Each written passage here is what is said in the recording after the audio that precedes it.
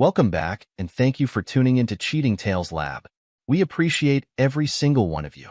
We'd love to know what part of the world are you watching from right now. Let us know in the comments. Now, let's dive into today's story. The leather-bound wine menu trembled slightly in Earl Vincent's hands as he watched his wife of 20 years text beneath the white tablecloth. The soft glow of her phone screen reflected in her expertly applied makeup, casting shadows that made her look older than her 43 years. He set down the menu with deliberate care, noting how Monique didn't even glance up at the sound. "I was thinking of ordering the 82 Bordeaux," Earl said, his deep voice carrying easily across the intimate table. "It was the year we met at Stanford." "Oh, whatever you think is best, darling." Monique's fingers continued their dance across her phone screen, her wedding ring catching the light of the restaurant's crystal chandelier. Earl studied her with the same analytical precision he'd used to build Vincent Medical Technologies from a startup in his garage to a billion-dollar enterprise. The signs had been there for months. The late nights at the office, the new wardrobe, the sudden interest in squash, his brother Derek's favorite sport. The final piece had clicked when Derek started missing their weekly games and board meetings. The waiter approached, a young man with carefully styled hair and an eager smile. "Have you decided on the wine, Mr. Vincent?" "The Toto Lafite Rothschild, 1982, Earl said, maintaining his composure as Monique's phone buzzed again. "And please, tell Chef Marcus I appreciate him opening the restaurant for us on a Sunday. Our 20th anniversary deserved something special." This, at least, made Monique look up. A flash of something guilt? Annoyance? Crossed her features before she forced a smile. 20 years. Can you believe it, darling? "I'm starting to," Earl thought, but outwardly he just smiled, the expression not quite reaching his eyes. The restaurant around them hummed with the quiet efficiency of a place that catered to Silicon Valley's elite. Through the floor-to-ceiling windows, San Francisco's lights twinkled like stars fallen to earth. "Derek sends his regrets," Monique said suddenly, her French accent slightly more pronounced than usual. A tell Earl had learned meant she was nervous. "He's still working on the neural interface technology software launch. You know how dedicated he is." "Dedicated," Earl repeated, tasting the word like a sommelier sampling a suspicious vintage. "Yes, he's been very dedicated lately. Missing our weekly squash games, working late." He paused, watching her reaction. "Often in the PR department, I hear." Monique's laugh was too bright, too quick. "Well, of course. The neural interface technology launch is the biggest thing Vincent Medical has ever done. We need perfect coordination between development and PR." The waiter returned with the wine, performing the ritual of presentation and tasting with practiced grace. Earl approved it with a nod, watching as Monique's glass was filled. She lifted it immediately, taking a larger sip than the expensive vintage deserved. "To 20 years, Earl said, raising his glass. "And to honesty between brothers." Monique's hand trembled slightly as she clinked her glass against his. Before she could respond, her phone buzzed again. This time, Earl caught a glimpse of the message preview. "*D, need to see you tonight. Crucial about the launch*. "Something important?" Earl asked mildly. "Just work," Monique said quickly, too quickly. "You know how it is before a major launch." The rest of the dinner passed in a fog of forced small talk and lengthy silences. Monique barely touched her Wagyu beef, instead pushing it around her plate while constantly checking her phone. Earl ate methodically, each bite carefully chewed and swallowed past the knot in his throat. He'd built his empire on attention to detail, and now those same observation skills were showing him exactly how his marriage was crumbling. As they drove home in Earl's Tesla Model S, a car chosen for its quiet efficiency rather than flash, unlike Derek's Italian sports cars, Monique grew increasingly agitated. "I need to go back to the office," she said as they pulled into their circular driveway. "There's some last-minute press release work for the launch." "At 11 p.m.? Earl's voice remained steady, but his hands tightened on the steering wheel. "The European markets open soon. We need to have everything perfect." Monique was already unbuckling her seatbelt. "Don't wait up, darling." Earl watched her hurry to her own car, not bothering to change out of her evening dress. As her taillights disappeared down their private drive, He pulled out his phone and opened a secure app few knew existed on his phone. Years in cybersecurity had taught him the value of preparation, and the tracking software he'd installed weeks ago showed Monique's car heading not toward the office, but to Derek's downtown penthouse. Inside his home office, Earl sat in the darkness, the only light coming from his multiple monitors. On one screen, he pulled up the company's internal communications logs. Another showed security camera feeds. The third displayed his brother's recent financial transactions. The house felt empty without Jay, who was away at boarding school. Earl had initially resisted sending him, but now he was grateful his son wasn't here to witness what was coming. At 16, Jay was already showing signs of inheriting his father's analytical mind, though lately he'd been distant, talking more about Uncle Derek's cool projects than his father's work. At midnight, Earl's phone pinged with an alert. Monique was making a call from Derek's apartment. Through the building's security system installed by a subsidiary of Vincent Medical, Earl could hear her words clearly. "Once the software launches, everything changes," she whispered, her voice eager. Earl suspects nothing. He's too focused on his precious code to see what's happening right in front of him. A man's voice responded, too distant to hear clearly, but Earl recognized his brother's laugh. Earl leaned back in his chair, his face illuminated by the blue glow of the monitors. He opened his private server, the one even Derek didn't know about, and began documenting everything. Years of practice kept his hands steady as he typed, even as his world shifted on its axis. The next morning, Vincent Medical's offices buzzed with pre-launch energy. Earl walked through the glass-walled corridors, nodding to employees who scrambled to look busy as he passed. His custom-made suit and carefully composed expression gave no hint of his sleepless night. "Good morning, Mr. Vincent." His assistant, Sarah Chun, fell into step beside him. She'd been with him for 15 years, one of the few people he trusted completely. "Your brother called to reschedule today's board meeting again. Did he give a reason?" Sarah hesitated. "Ms. Vincent, Monique said he's meeting with potential investors." "I see." Earl stopped at his office door. "Sarah, I need you to pull some files for me." Discreetly. "Everything related to the Neural Interface Technology Project's security protocols. And get me Howard from legal." "Of course." Sarah paused. "Sir, is everything all right?" Earl's smile was genuine this time. "Just being thorough, Sarah. We've worked too hard to leave anything to chance." Throughout the day, Earl maintained his routine with mechanical precision. He reviewed code, met with department heads, and approved marketing materials. If he noticed how Monique's office remained empty until noon, or how Derek's signature was missing from crucial documents, he gave no sign. The next 2 days passed in a similar fashion. Earl gathered data, watched, and waited. He saw how Derek swaggered through the offices, accepting congratulations for the upcoming launch as if he'd written the code himself. He noticed how Monique touched Derek's arm when they thought no one was looking, how they disappeared into conference rooms for emergency meetings. He also saw what they didn't: the worried looks from longtime employees, the whispered conversations that stopped when either approached, the way Sarah's lips tightened every time Derek's name was mentioned. On the third day, exactly 72 hours before the scheduled launch, Earl was reviewing security footage in his home office when he heard Monique's heels clicking down the hallway. Her perfume, different from her usual scent, preceded her into the room. "We need to talk," she announced, not bothering with a greeting. Her voice carried none of its usual attempt at warmth. Earl turned slowly in his chair. "Do we?" "Don't be difficult, Earl." Monique strode to his desk, her Louboutins striking the hardwood like judges' gavels. "You're a smart man. You must have noticed things are different." "Different?" Earl repeated, his voice neutral. "Like my brother missing board meetings? Or my wife coming home at 3 a.m. smelling like his cologne?" A flash of surprise crossed Monique's face before being replaced by something harder, more calculated. She reached into her designer handbag and pulled out a thick envelope.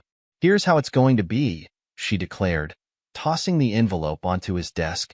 Legal documents spilled out: divorce papers, Earl noted with clinical detachment. "Derek needs me during his divorce.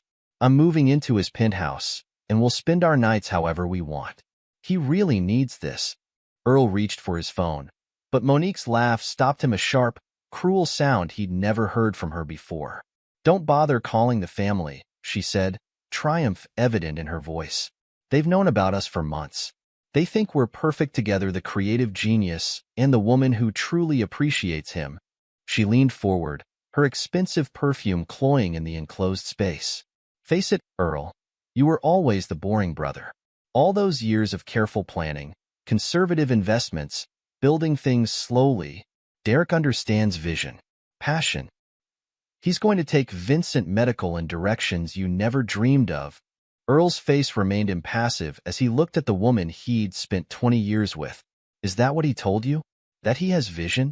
He doesn't just tell me, he shows me. Monique's smile was sharp enough to cut. Did you know he's been working on partnerships that could triple the company's value? Of course not, you're too busy checking and rechecking code like a glorified programmer. And these partnerships, Earl said carefully, they wouldn't happen to involve our Chinese competitors, would they? For the first time, uncertainty flickered across Monique's face. I don't know what you're talking about. No.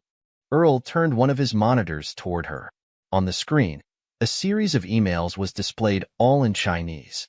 My boring attention to detail includes learning Mandarin, Monique. Useful for international business. And for reading correspondence about selling proprietary software. Monique's composure cracked slightly before she rallied. You're paranoid. This is exactly why Derek needs to take a larger role. You see conspiracies everywhere. It's not paranoia if they're really plotting against you. Earl's voice remained calm, almost gentle. Tell me, does Derek know you've been documenting his cocaine use for the past year? Or that you've been photographing his meetings with certain individuals the SEC would be very interested in? The color drained from Monique's face. How did you? The same way I know about the offshore account you opened last month. The one you think I can't trace. Earl stood slowly. You forgot something crucial, Monique. Before I was CEO, before I built this company, I worked in cybersecurity. The boring brother knows how to watch the watchers. You're bluffing, Monique snapped, but her hand trembled as she clutched her bag. And even if you're not, it doesn't matter. The family supports us. They understand that Derek and I love each other. Earl's laugh was soft but held no humor. The way you loved me when my first company failed? When Derek was living in our pool house, borrowing money he never repaid? Or the way you love him now, when you think he's about to become CEO? Monique took a step back, then seemed to remember herself. She straightened, her chin lifting. Sign the papers, Earl. Don't make this uglier than it needs to be. Think about Jay. I always think about Jay. Earl sat back down, his movements deliberate. That's why I'm going to give you one chance, Monique. One chance to walk away quietly, with the generous settlement outlined in our prenuptial agreement. The agreement you called paranoid, remember? Or what? Monique's voice dripped with contempt. You'll try to ruin us? Good luck. Derek has copies of everything. One wrong move from you, and certain rumors about your stability start circulating. How do you think the board will react to concerns about their CEO's mental state right before the biggest launch in company history? Earl simply looked at her, his expression unchanged. You should go pack, Monique. Derek's waiting. You're pathetic, she spat. Sitting there, acting so calm when your life is falling apart. This is why I'm leaving. You can't even fight for what's yours. She stormed out, leaving the divorce papers scattered across his desk. Earl waited until he heard her car start before picking up his phone. Sarah? Implementation code, Fate 9. And please clear my schedule for the evening. I need to visit my parents. The drive to his parents' Victorian home in Pacific Heights took longer than usual, giving Earl time to process what he'd learned. His mother's garden, meticulously maintained for 40 years, seemed to mock the family's disarray with its perfect order. Inside, he found what he expected. His parents in the living room, his sister Kate pacing by the window. They looked up with varying degrees of guilt as he entered. Earl. His mother started. We can explain. Can you? Earl remained standing, looking at the family photos on the mantel. Can you explain lending Derek money for months? Or covering for Monique's absences at family events? Or maybe you can explain why my teenage son is being told that his uncle will be a better father figure. Kate stopped pacing. How did you? No. Earl turned to face them. I know everything. The loans, the lies, the late-night meetings. I know about Derek's fake divorce proceedings. Did you know he's been divorced for 2 years? I know about the money he's embezzled, the secrets he's sold. I know how he and Monique laughed about manipulating all of you. That's not possible, his father protested. Derek said the money was for research. He showed us the proposal. Forgeries, Earl said quietly. Like the documents he used to convince you I was planning to sell the company. Like the stories he told Jay about me abandoning projects that could help people. His mother began to cry. We thought? He seemed so passionate about his ideas. And Monique said you were becoming distant, paranoid. Of course she did. Earl's voice held no accusation, just tired certainty. They played their parts well. The charismatic brother, the concerned wife, all worried about boring, obsessive Earl. Oh God, Kate whispered. The things we said to you. The way we treated you. Earl watched his family absorb the truth, seeing the moment realization dawned on each face. He thought of Jay, away at school, believing his father cared more about profits than progress. He thought of Derek and Monique, probably celebrating their triumph right now. What are you going to do? His father asked finally. Earl straightened his cuffs, a gesture so familiar, so unchanged in this altered world. What I always do, Dad. Pay attention to the details. As he drove home that night, Earl's phone lit up with a text from Monique. Asterisk, move my things out. Hope you enjoy rattling around that big house alone. Derek says you have 24 hours to sign the papers before things get complicated. Asterisk. Earl didn't respond. Instead, he pulled into his garage and walked through his quiet house to his office. The monitors glowed in welcome as he sat down, his fingers moving across the keyboards with practiced efficiency. On one screen, security footage showed Derek and Monique entering his penthouse, champagne in hand. On another, lines of code scrolled past the Neural Interface Technology Project's true version, not the compromised one Derek thought he'd stolen. The third displayed a series of encrypted emails to carefully chosen recipients. Earl Vincent smiled in the blue light of his screens and began to type. The server room hummed with the quiet efficiency of well-maintained machines, its climate-controlled atmosphere a sharp contrast to the emotional storm of the past few days. Earl Vincent sat alone in the dim blue glow of multiple monitors, his fingers dancing across keyboards as he followed digital breadcrumbs through Vincent Medical's secure servers. Found you, little brother, he murmured, his eyes narrowing at the screen. A series of encrypted communications flickered past emails and file transfers to an IP address in Shenzhen. Derek had been careful, but not careful enough. He'd used his executive override codes to access sensitive neural interface technology documentation, leaving tiny digital fingerprints that only someone with Earl's background would notice. Sarah Chen appeared at the server room door, her usual professional demeanor tinged with concern. Sir, the IT team is asking questions about the Level 7 security scan you initiated. Tell them it's a routine pre-launch protocol. Earl's eyes never left the screen. And Sarah? Flag any attempts to access the development servers from Derek or Monique's credentials. Don't block them, just log everything. Of course. Sarah hesitated. Mr. Vincent. Ms. Haas's office called again. They say it's urgent. Earl allowed himself a small smile. Ginger Haas's reputation for handling tech industry divorces was well-earned, but she'd have to wait. First, he needed proof that would stand up in both corporate and criminal courts. As if on cue, his phone buzzed with a message from Derek. Asterisk, board meeting tomorrow. Time to discuss your retirement, big brother. For the good of the company, asterisk. Earl didn't respond. Instead, he pulled up another window, this one showing email correspondence between Monique's PR department and several tech journalists. She'd been laying groundwork for months, planting subtle hints about his increasing isolation and obsessive behavior. One draft article, scheduled for release after the launch, already had a quote from Derek about his deep concern for his brother's well-being. Amateur hour, Earl muttered, copying the files to his secure server. In the PR world, a paper trail was as good as a signed confession. The next morning, Vincent Medical's gleaming headquarters buzzed with pre-launch energy.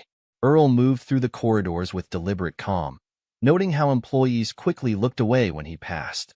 Monique's whisper campaign had been effective. They were already treating him like a man on his way out. Derek's corner office, with its floor-to-ceiling windows and modern art, screamed new money. He looked up from his desk with a predator's smile as Earl entered. Earl, just the man I wanted to see. Derek's designer suit couldn't quite hide his stockier build. He'd always resented being the shorter brother. Have you looked over those retirement papers I sent? Actually, Earl settled into a chair, his posture relaxed. I've been reviewing some interesting server logs. Care to explain why you've been accessing neural interface technology source code at 3 a.m.? Derek's smile flickered. As CFO, I have every right to review company assets. And the emails to Shenzhen? That's just, what? Market research? Careful, brother. Derek leaned forward, his facade of friendliness cracking. Monique's documented your paranoid accusations. One wrong move, and the board sees evidence of your deteriorating mental state. Is that how you want to end your career? In a psychiatric evaluation? Earl's laugh was genuine. You always were terrible at chess, Derek. Too focused on the pieces in front of you. Never seeing the whole board. What's that supposed to mean? It means I know about the offshore accounts, the fake divorce proceedings, the cocaine habit you think you're hiding. Earl stood slowly. It means I have recordings of you and Monique planning to sell our technology to competitors. And it means you're still thinking 3 moves ahead, while I'm playing an entirely different game. The color drained from Derek's face. You're bluffing. Am I? Check your primary offshore account. The one in the Caymans. Derek's fingers flew across his keyboard. Earl watched his brother's expression shift from confidence to confusion to fear. What did you do? Derek's voice cracked. Nothing. Yet. Earl straightened his tie. The neural interface technology launch is in 3 days. A lot can happen in 3 days. He left Derek staring at his computer screen, sweat beading on his forehead. In the elevator, Earl checked his watch. Right on schedule. The boardroom was already full when Earl arrived for the emergency meeting he'd quietly arranged. 8 pairs of eyes watched him take his seat at the head of the table. These were old money people, venture capitalists and tech veterans who'd backed Vincent Medical from its early days. People who understood the value of stability. Thank you for coming on such short notice, Earl began, his voice measured. What I'm about to show you requires absolute discretion. For the next hour, he laid out his evidence. Emails proving Derek's contact with Chinese competitors. Financial records showing systematic theft disguised as research costs. Recordings of Monique discussing plans to blame data leaks on Earl's instability. My God, whispered Jonathan Chun, the longest-serving board member. How long have you known? Long enough to protect the company. Earl brought up a final document on the display screen. This is the real neural interface technology source code. What Derek thinks he's been stealing is a sophisticated decoy. The board members exchanged glances. These were people who'd built their fortunes on recognizing calculated risks. What do you need from us? Asked Victoria Reeves, her silver hair catching the light. A delay of the launch. Officially, for a security audit. Unofficially, to let certain interested parties complete their investigations. Understanding dawned on their faces. Several nodded appreciatively. All in favor? Jonathan asked. The vote was unanimous. Earl's next stop was Ginger Haas's office in the financial district. The lawyer's reputation for ruthlessness was reflected in her minimalist office, all steel, glass, and sharp edges. You're a surprise, Earl, Ginger said, reviewing his evidence. Most men in your position let emotion cloud their judgment. But this, she gestured at the files. This is beautiful. Clinical. I prefer thorough. Thorough works. Ginger's smile was razor-sharp. Your prenup is solid, but with this evidence of corporate conspiracy, we can make sure Monique walks away with nothing but regrets. And Derek? Corporate espionage, wire fraud, conspiracy. He's looking at federal time. Unless he runs. Earl nodded. He'll run. It's what he does. Back at the office, Earl found Sarah waiting with more news. Sir, Derek's been trying to access the development servers. And Monique's been calling emergency meetings with the PR team. Right on schedule. Earl checked his watch. How many people have they contacted? 17 journalists, 3 industry analysts, and a psychiatric consultant. Good. Let them dig their hole deeper. Earl sat at his desk, the weight of 20 years of marriage and brotherhood settling around him like a familiar coat. Sarah, implement Protocol Omega. It's time to spring the trap. The next 2 days passed in a blur of controlled chaos. Derek grew increasingly desperate as his access to various systems mysteriously failed. Monique's attempts to plant stories about Earl's mental state met with unexpected skepticism from journalists who'd received anonymous evidence of her affair and conspiracy. The morning of the launch dawned clear and cold. Vincent Medical's auditorium was packed with press, investors, and employees. Derek and Monique sat in the front row, their manufactured confidence beginning to crack around the edges. Earl took the stage to enthusiastic applause. He looked every inch the successful CEO in his perfectly tailored suit, his silver hair adding gravitas to his appearance. "Thank you all for coming," he began. Vincent Medical has always prided itself on innovation and integrity, which is why today's announcement may come as a surprise. Derek shifted in his seat. Monique's knuckles whitened around her tablet. In light of certain security concerns, we're implementing a comprehensive audit of all our projects, including the Neural Interface Technology Initiative. The audience murmured. Earl held up a hand for silence. "Our commitment to excellence requires us to be certain that every aspect of our technology is protected. To that end, we're cooperating fully with federal authorities in an investigation into potential corporate espionage." As if on cue, suits appeared at every exit. Derek's face went ash-white as he recognized the FBI badges. Additionally, Earl continued, his voice carrying clearly over the growing whispers, "All executive accounts have been temporarily frozen pending this investigation." Monique was already fumbling with her phone, presumably discovering that her access to the company's accounts and their joint accounts had been suspended. "This is insane." Derek stood, his composure finally cracking. Earl's mental state has been deteriorating for months. Ask anyone, he's been making paranoid accusations, seeing conspiracies everywhere. Earl smiled slightly. "Interesting choice of words, Derek. Would you like to explain these emails to our competitors in Shenzhen? Or should we ask Monique about the PR campaign she's been preparing to explain away the theft of our technology?" The room erupted in chaos. Journalists shouted questions as FBI agents moved forward. Derek looked wildly around before bolting for a side exit. He made it 3 steps before security stopped him.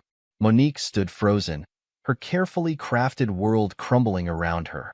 "You can't do this," she whispered as Earl passed her.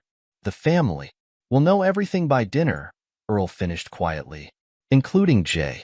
Especially Jay." He watched as she crumpled into her seat, mascara tracking down her cheeks. The woman who'd shared his bed for 20 years, who'd thought him too boring to notice her betrayal, finally seeing him clearly. In his office later that day, Earl sat with Sarah, watching the fallout unfold on multiple screens. Derek was in custody, already offering to cooperate in exchange for leniency. Monique had locked herself in her office, presumably calling the divorce lawyers she'd thought would be destroying Earl's life instead of hers. "Sir," Sarah said softly, "your son is on line 1. Earl picked up the phone, bracing himself. "Jay, Dad." His son's voice cracked. "Uncle Derek, he told me you were going to shut down the medical research, that you only cared about profits. But I just saw the news." "I know, son." Earl's voice remained gentle. "We have a lot to talk about. Can I come home? I mean, not just for a weekend. I want to transfer back to prep school here." "Of course." Earl felt something tight in his chest loosen slightly. "We'll arrange it tomorrow." After hanging up, Earl stood at his office window, watching the sun set over San Francisco Bay. Behind him, the monitors showed Derek being led away in handcuffs, Monique facing a barrage of reporters, and the company's stock price holding steady despite the scandal. Sarah appeared at his door again. "Sir? The board would like to know if you're still planning to attend tonight's emergency session." Earl straightened his tie, checked his reflection in the window. "Of course. We have a company to run." As he walked to the boardroom, employees stopped to watch him pass. But this time, their gazes held respect rather than speculation. The boring brother, the careful planner, the man they'd underestimated, had shown his true nature. The trap had sprung perfectly, but Earl knew this was just the beginning. There would be court battles, PR wars, and family wounds to heal. But he'd built his empire on attention to detail, on seeing the long game. And he was very, very good at chess. Vincent Medical's boardroom crackled with tension as 8 board members sat in leather chairs, reviewing the evidence spread before them. The morning sun streaming through floor-to-ceiling windows illuminated printed emails, financial records, and surveillance transcripts, a paper trail of betrayal that led directly to Derek Vincent's office. The scope of this, it's staggering, Jonathan Chan said, setting down a particularly damning document. He wasn't just selling secrets, he was trying to hollow out the company from the inside. Earl Vincent stood at the head of the table, his posture relaxed but commanding. The neural interface technology source code he attempted to steal was a sophisticated decoy. The real project remained secure. Victoria Reeves, her silver hair gleaming, leaned forward. "And you're certain about his involvement with the Chinese competitors?" "The evidence speaks for itself." Earl pressed a button on his tablet, and a recording filled the room. Derek's voice, slightly slurred. "Once the launch happens, we'll be set. The buyers already have the preliminary specs. Earl's too busy checking code to notice what's right under his nose." Monique's laugh. "The board will believe anything once they see my documentation of his mental decline. Poor, paranoid Earl, seeing conspiracies everywhere." Earl stopped the recording. "There's more. Hours of it." The board members exchanged glances. These were people who'd built fortunes by recognizing threats and opportunities. They understood exactly what they were hearing. "I move for an immediate vote on Derek Vincent's position as CFO," Jonathan said, his voice hard. "All in favor?" 8 hands rose without hesitation. "The vote is unanimous," Victoria declared. Per the company charter's Article 7, Section 3, which Earl so presciently updated last year, Derek's shares must be sold back to the company at their original purchase price, a fraction of their current value, Jonathan added with grim satisfaction. Earl allowed himself a small smile. "Sarah, please escort the FBI agents in. They'll want to see this." The corporate fallout was swift and absolute. News of Derek's arrest spread through the building like wildfire. Employees gathered in clusters, whispering as federal agents carried boxes of evidence from his office. Monique barricaded herself in the PR department, frantically trying to salvage her carefully crafted narrative. Her phone calls to journalists went unreturned. They'd all received anonymous packets documenting her role in the conspiracy. "You can't do this," she screamed when security came to escort her out. "I built this company's image. I controlled the narrative." "The truth isn't a narrative, Monique," Earl said quietly, watching from the doorway. "It's just the truth." That evening, Earl's Tesla pulled up to his parents' Victorian home in Pacific Heights. The family meeting he'd called couldn't wait, not with reporters already circling. His mother opened the door, her face drawn. "Earl, what's happening?" "We saw the new. Let's talk inside." Earl carried a laptop under his arm. "Is everyone here?" They gathered in the living room, his parents, his sister Kate, and Jay, who'd flown in from boarding school. The same room where they'd once conspired behind his back, now transformed into a court of reckoning. Earl opened his laptop, connected it to the TV. "Before we begin, I want you to listen to something." Derek's voice filled the room. Mom and Dad are so easy to play. A few tears about research costs, and they're writing checks. They never verify anything, just like they never verified Earl was trying to kill the medical research. Monique's voice. And Jay. "God, that kid is gullible. Uncle Derek understands the future. Your dad only cares about money. He believes everything we tell him." Their laughter, cruel and clear, cut through the room. Earl's mother began to cry. His father's face had gone gray. Kate stared at her hands, unable to meet anyone's eyes. "There's more," Earl said, his voice gentle but firm. "Derek's been divorced for 2 years. The proceedings he used to justify the affair were fabricated. The money you lent him? It went to offshore accounts and cocaine." "No," his father whispered. "He showed us the court documents. Forgeries." Earl pulled up images on the screen. "Here are the real divorce records. And here are his bank statements, showing where your money really went. Jay stood abruptly, his teenage face twisted with betrayal. I trusted him. He said you were blocking research that could help people. While he was trying to sell our technology to competitors, Earl finished. He never cared about helping people, Jay. Only himself. The truth landed like body blows. Earl watched his family absorb each revelation, seeing the moment their support for Derek and Monique crumbled under the weight of evidence. The things we said to you, Kate whispered. The way we treated you is in the past, Earl said firmly. But you needed to know the truth. All of it. Later that week, Earl sat in Ginger Haas's office, reviewing divorce proceedings. The lawyer's smile was predatory as she outlined their position. Monique's trying to claim half the company's value, Ginger said, but her documented conspiracy makes that impossible. The prenup you insisted on? It's ironclad. And with the criminal charges pending, she gets nothing, Earl finished. Less than nothing. She'll be lucky to stay out of prison. News came the next morning. Derek had fled. His passport had been flagged at Shanghai International Airport. He's running to his buyers, Sarah reported, standing in Earl's office. But they won't be there, Earl finished. I made sure of that. Weeks passed. The company stabilized. The real neural interface technology project proceeded under heightened security. Earl managed the crisis with his usual methodical precision, his public image transforming from boring brother to tech industry vigilante. Then came the email from Shanghai. Derek, desperate. The buyers disappeared. Accounts emptied. Monique's furious. We're living in a one-room apartment, and she won't stop crying. Please, Earl, help us come home. Earl archived the email without replying. A year later, Earl stood at a podium, announcing Vincent Medical's official launch of the neural interface technology software. The audience applauded as he outlined plans to donate millions to medical research. Jay stood beside him, home from his first year of medical school, his face proud as he watched his father. Their relationship had emerged stronger from the crucible of betrayal. In his office that evening, Earl looked at the wedding photo still sitting on his desk. Monique smiled out at him, young and beautiful, before greed and ambition had twisted her into something unrecognizable. Sarah appeared at his door. Sir, your dinner reservation is in 30 minutes. And there's a message from Shanghai. Archive it with the others. Earl straightened his tie, checked his reflection in the window.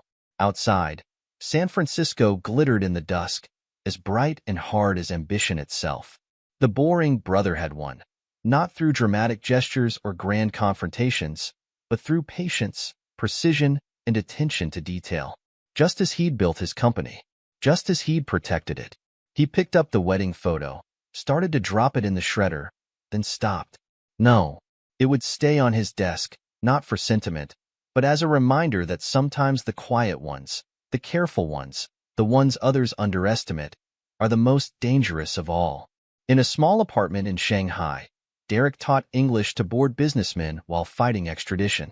Monique took the subway to her job at a tourist agency, her designer clothes long since sold, her dreams of wealth and power reduced to sharing instant noodles in a kitchenette. Sometimes, late at night, they talked about what went wrong, about how they'd misread Earl so completely. But by then, it was far too late. The boring brother had changed the game while they were still learning the rules. Extended epilogue. 5 years later. The Shanghai summer was oppressive, the kind of heat that turned tiny apartments into ovens. Monique Vincent, now using her maiden name Du Bois, stood at a grimy window, watching tourists shuffle past on the street below.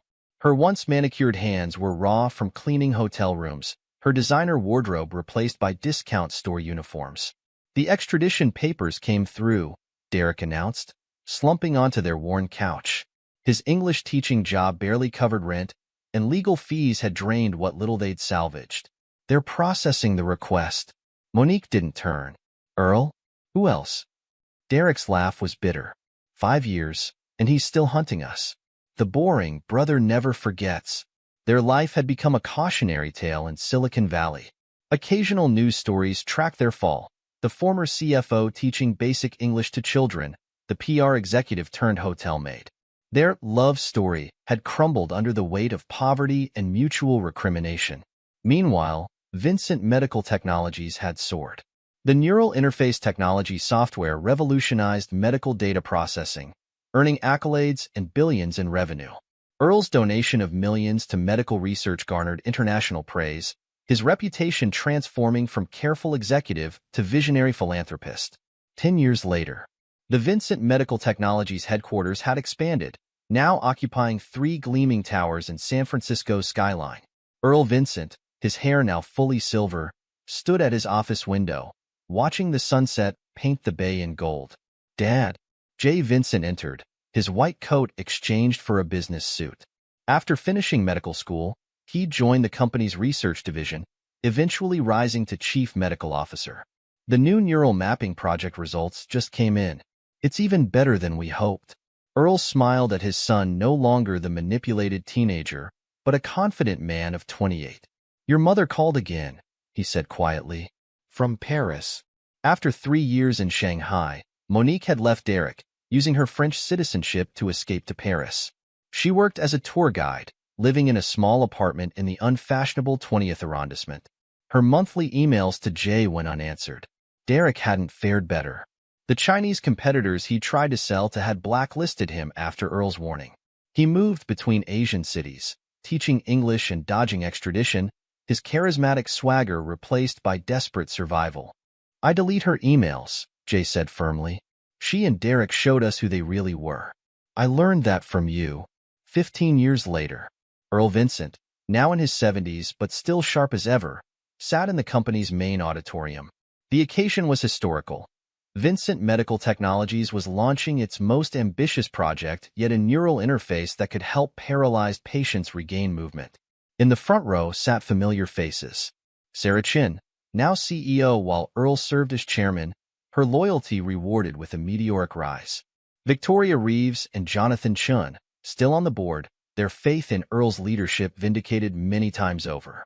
Kate, his sister, managed the company's charitable foundation, turning her guilt over past betrayal into tireless work helping others.